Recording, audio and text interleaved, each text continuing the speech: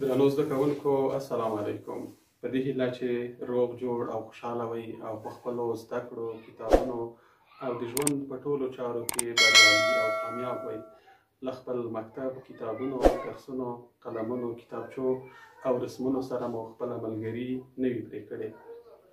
زه ګلرحمان رحماني یم او تاسې ته مې د تورو ترانې لیکلې. غواړم ستاسې د الفبا هر توري ته یوه د ستاینې او پیژندنې ترانه ولیکم. په دغه ترانو کې هر حرف یا توری تاسو ته ځان در معرفي کوي او تاسې کولی شئ د تورو دغه ترانې له سره زمزمه کړئ او خوند ترېنه واخلئ.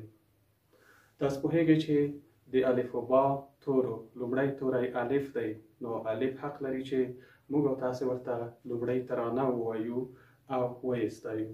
نو راځئ چې د الف ترانه له تاسو سره شریکه کړم. تاسې د دې کلمو ته پام وکړئ، ځکه چې په آخر کې څو بنسټي کلمې او بیا ورپسې په دغه ترانه کې د څو راغلو کلمو نوره شرحه او معنا هم وړاندې کیږي، تر څو ستاسې د لغتونو زیرمه زیاته شي او وکولی شئ په خبرو کې ښکلي او تر ښکلي هم ښه او ملایم کلمات استعمال کړئ. دغسې کلمې چې ستاسې نور دوستان ورباندې وپوهیږي او په دې هم اقرار وکړي چې تاسې تر نورو زده کوونکو ښه پوهیږئ. نو راځم د الف ترانې ته. الف الله، ته رحیم او مهربان یې، هم خالق د دې جهان یې، پیدا کړي هر څه ستا دي، ټول مشغول ستا په ثنا دي.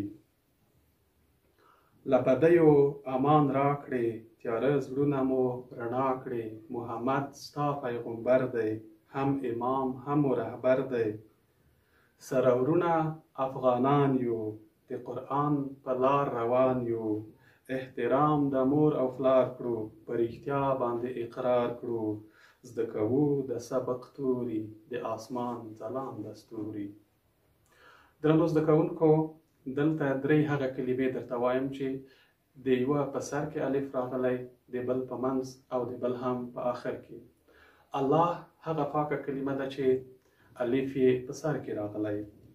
تاسو بیا د اسلام کلمه واورېده چې هم په سر کې او هم په منځ کې د الف توری لري، او درېیمه بنسټي کلمه چې په پای کې الف راغلی هغه هم د رښتیا کلمه ده. په دغه ترانه کې څو نورې داسې کلمې هم شته چې باید تاسو ته یې معنا نوره هم واضح شي. لومړی امان کلمه ده. امان یا امان د پناه او خوندیتوب په نامه دی.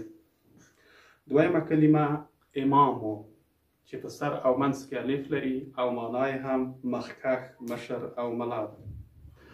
بله کلمه هم احترام ده چې درناوي ته وایي، لکه تاسو چې د مور او پلار درناوی کوئ او په منځ کې الف راغلی. د دغه ترانې بله کلمه رهبر وه.